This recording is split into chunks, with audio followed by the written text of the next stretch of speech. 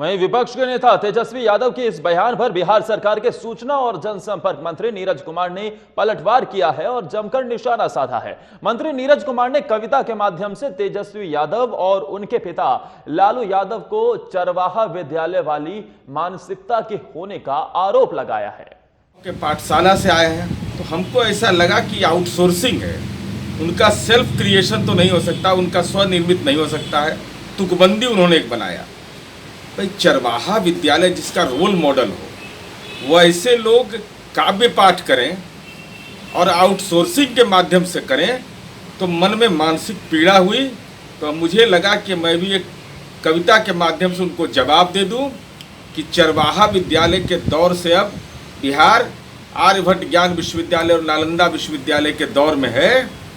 तो बिहार के संदर्भ में कहा कि भ्रष्टाचारी राजकुमार, बिहार में एक ऐसा राजकुमार है जो विपदा में फरार है, जिसका दामन दागदार है, वह घोटालों में भी बेशुमार है, जिसका चेहरा परिवार सहित भ्रष्टाचार से दागदार, जिसके आपदा में लापता होने का कुसंस्कार है।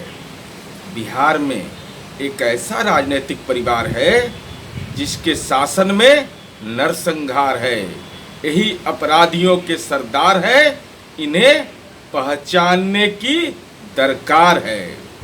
बिहार में एक ऐसा राजकुमार है जिसके चहुओर भ्रष्टाचारी महिला अपराध के दागियों की भरमार है, जिनके नेता अपराध के मामलों में बदबूदार हैं। और हमारे साथ इस खबर पर ज्यादा जानकारी देने के लिए पटना से वरिष्ठ संवाददाता अजय कुमार फोन लाइन पर जुड़ गए। अजय, अभी यूपी और राजस्थान में बस की सियासत थमी नहीं है और बिहार में, अगर खास तौर पर बिहार की बात करें तो बिहार में तो हमेशा हर मुद्दे पर राजनीति होता हमने देखा है।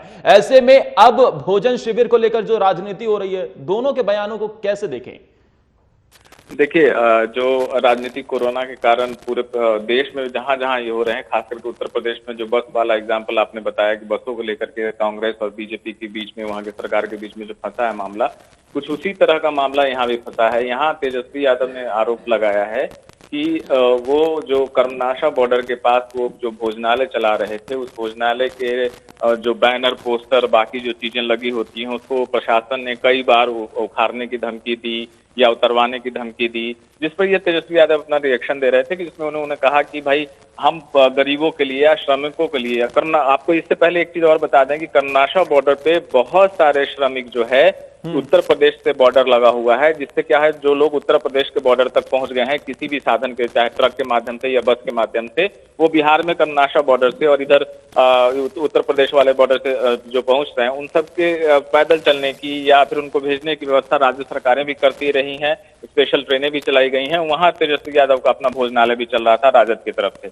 तो उसको हटाने की बात को लेकर के तेजस्वी यादव जो है थोड़े से नाराज थे। उन्होंने कहा कि भाई आप जो है मेरा बैनर पोस्टर हटा दीजिए, लेकिन गरीबों को खाना देने दीजिए, क्या दिक्कत है इसमें भोजनालय चलाने में।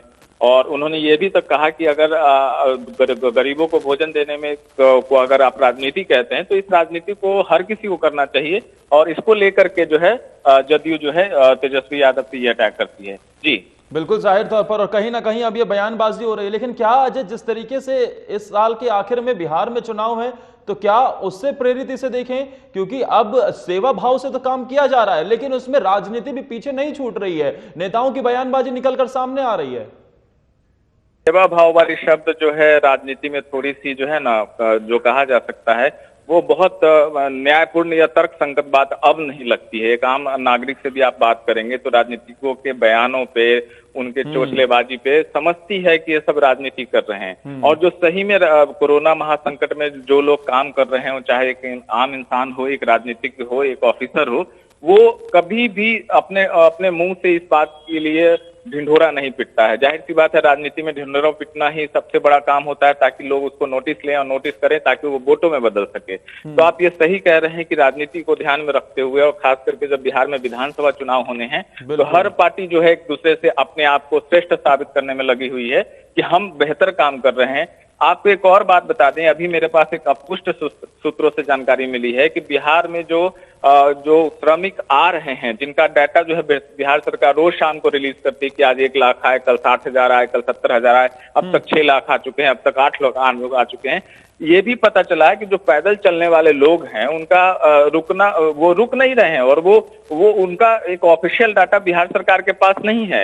एक जो है प्राइवेट मतलब टेलीकॉम ऑपरेटर ने दावा किया है कि ऐसे लगभग 3 लाख के आसपास जो नंबर्स हैं वो बिहार में पाए गए हैं, जो बाकी जगहों से माइग्रेट होकर के आए हैं, और बिहार सरकार के पास ये डाटा नहीं है। तो आप देख लीजिए कितनी बड़ी समस्या है। इसी से अंदाज लगा सकते हैं कि 7 लाख 8 लाख लाने के बावजूद 3 लाख 4 लाख लोग ऐसे हैं जिनके बारे में बिहार सरकार को पता नहीं है।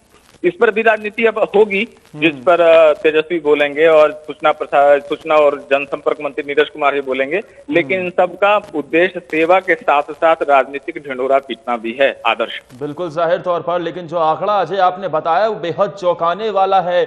जो सूत्रों के हवाले से आपको खबर मिली कि 3 लाख के तकरीबन ऐसे लोग हैं जो पैदल चलकर आ रहे हैं, जो दूसरे राज्यों से टेलीकॉम के माध्यम से पता चला कि वो आ रहे हैं, उनका आंकड़ा सरकार के पास है तक नहीं, तो कैसे उनको व्यवस्था मिलेगी, कैसे उनका कोरोना टेस्ट होगा? और अगर जिस तरीके से आंकड़ा बढ़ता रहा तो क्या कोरोना विस्फोट भी बिहार में हमें देखने को मिलेगा? तमाम जानकारी देने के लिए आज आपका शुक्रिया।